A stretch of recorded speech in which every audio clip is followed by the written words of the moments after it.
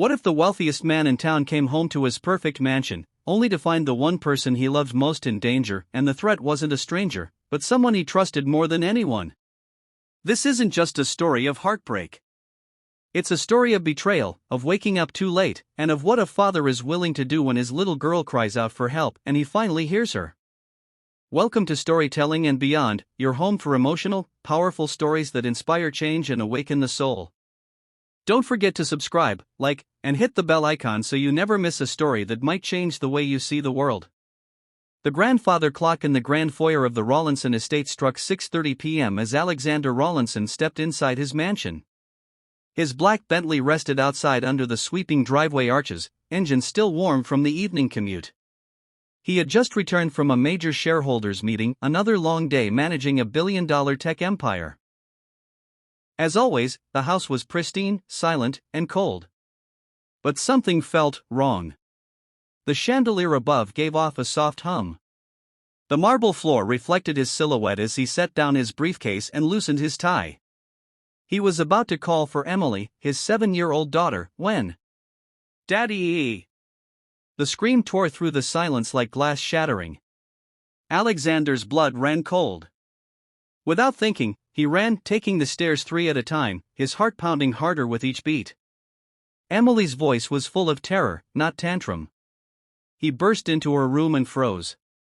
In the corner, his daughter was curled into a ball, hands over her ears, tears streaming down her face. Her nanny, Marta, stood by the bed with her arms out as if to shield her, her lower lip bruised and trembling. And standing above them, eyes wild, nostrils flared, a brush raised in one hand, was Vanessa, his wife. She didn't even flinch when he appeared. Just turned slowly, brushing her hair behind her ear with a sneer. "She spilled juice on the rug again," Vanessa said, voice sharp and cold. "And this useless woman let her." Alexander moved to Emily, scooping her into his arms. She clung to him, trembling uncontrollably. "Marta, are you all right?" he asked. She nodded, eyes lowered. Vanessa scoffed. "Oh, please. I didn't even touch her." "Emily's crying," Alexander said, his voice trembling with rage. "She's shaking.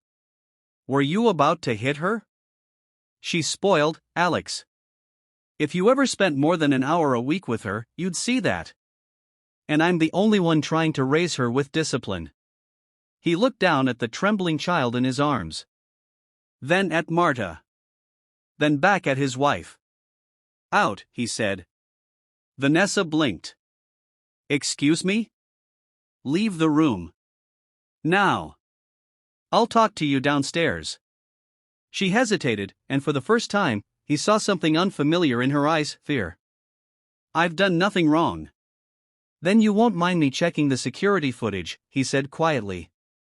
Her lips twitched. She left without another word. That night, when Emily finally fell asleep, curled tightly in her father's lap, Alexander stayed still, staring into the darkness. Marta brought him tea. She didn't say a word either. She didn't need to. He stood and walked to his study, where a hidden panel housed the family's internal CCTV backups. Footage was stored for months. He started watching. What he saw made his hands shake. Vanessa yelling. Slapping a toy from Emily's hands. Dragging Marta by her wrist. For weeks, maybe months, this had gone on. And he had been too busy to see it. Too blind. He rested his head in his hands, fury burning behind his eyes. But worse than fury was the guilt. He had let this happen under his own roof. Tomorrow, everything would change. The next morning, the sunlight filtered through the Rawlinson estate's towering windows, but it did little to warm the cold tension that now lived inside its walls. Alexander had barely slept. He had replayed the footage over and over, each time breaking a little more inside. His daughter, Emily, had lived in fear. And Marta, the one person who had tried to shield her, had silently taken the blame. Now, it was time to act. Vanessa entered the dining room wearing a silk robe, her usual smug composure intact. She poured herself orange juice and arched an eyebrow when Alexander walked in, still in his dress shirt from last night. You look terrible, she muttered.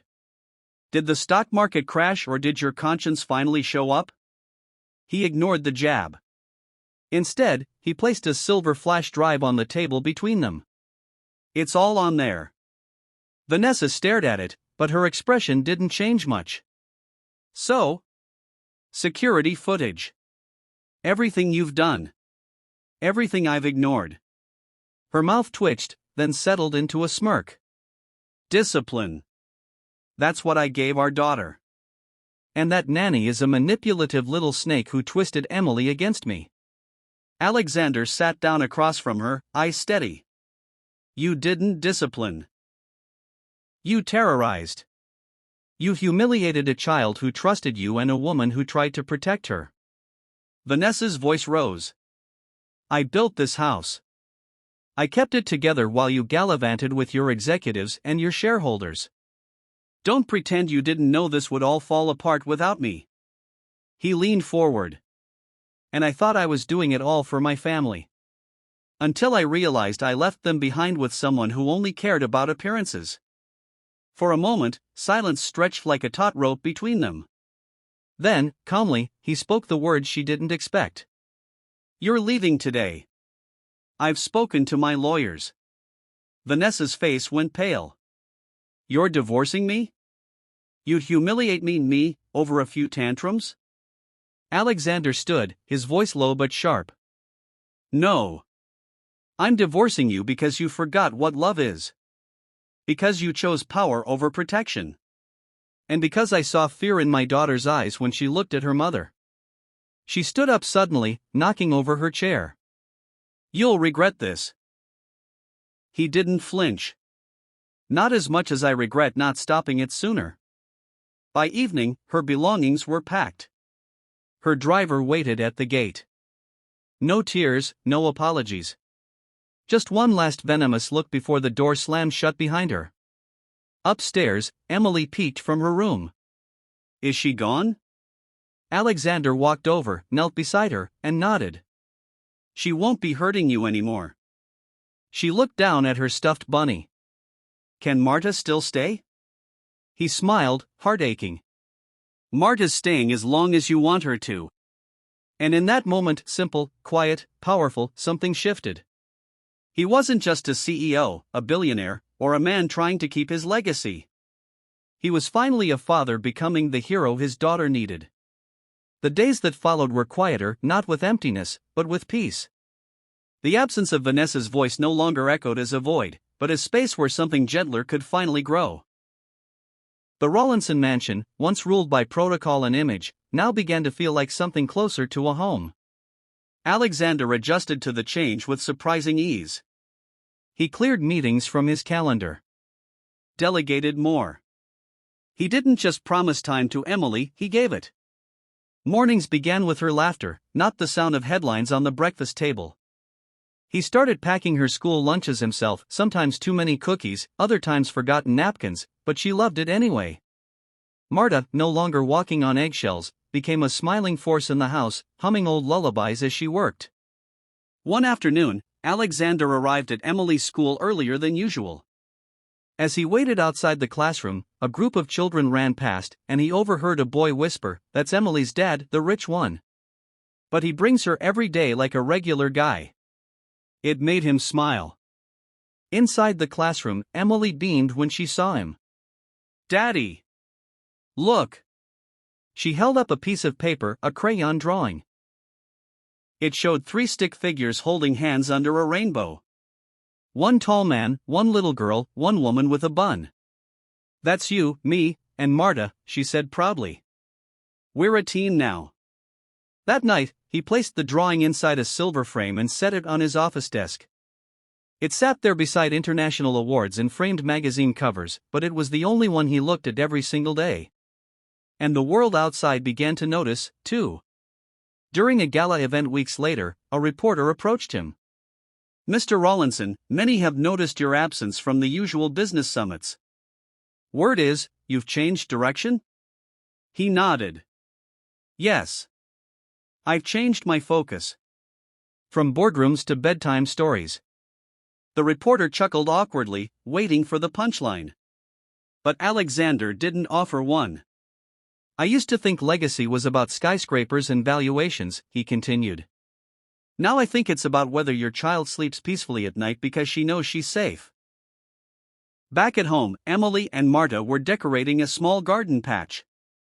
They had planted sunflower seeds. Why sunflowers? He asked. Emily grinned. Because they follow the sun. Like I follow you. That simple sentence hit him harder than any stock loss or corporate betrayal ever had. He knew now, the title of father would always matter more than founder. And for the first time in his life, Alexander Rawlinson wasn't trying to build an empire. He was rebuilding a childhood. One moment at a time. Spring arrived with blossoms and soft winds, and with it came a quiet but powerful transformation inside the Rawlinson household. Emily had stopped waking up from nightmares. Marta no longer flinched at footsteps in the hallway. And Alexander?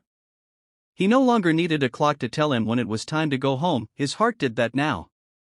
One Sunday morning, the three of them stood in the backyard, where a small wooden playhouse was being assembled, designed by Emily herself. It wasn't extravagant. No marble, no tack. Just wood, paint, and love. Alexander had hired a carpenter to help, but insisted on painting it with Emily himself. Purple roof, Daddy, she said with a serious nod, because that's the color of magic. He laughed and dipped the brush in paint. As they worked, Marta brought out lemonade and sandwiches.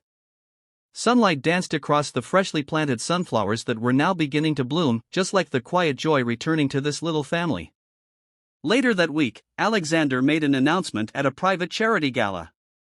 Instead of pledging money to another tech startup, he stood before an audience of donors and executives and launched something unexpected. The Lighthouse Foundation.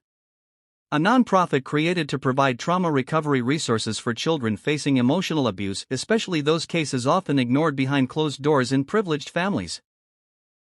It would also fund legal support for caregivers like Marta who risked their jobs to protect the children they loved. Pain doesn't just exist in poverty, he told the crowd. It exists in silence, even in the most beautiful houses. And it's time we gave that silence a voice. Emily was in the audience, sitting beside Marta in a sky-blue dress, her legs swinging, her eyes wide with pride. After the event, as they walked through the empty corridors of the venue, Emily slipped her hand into her father's. Daddy, I'm proud of you. He stopped. The words struck deeper than any award he'd ever won. He crouched to her level. I'm proud of you too. You were brave when I wasn't. You showed me what I was too afraid to see. She leaned in, hugged him tightly, and whispered, Promise you'll never stop listening? He closed his eyes. I promise. Back home, as they stood at the window watching the sun dip beyond the trees, Marta whispered, Sir, I never imagined a man like you would become a father like this. He smiled. Neither did I. But now, he wouldn't trade it for the world. Thank you for watching Storytelling and Beyond, where emotions come alive and hearts find hope. Don't forget to subscribe, like, and hit the bell icon for more unforgettable, real-life inspired stories that move your soul and stay with you forever.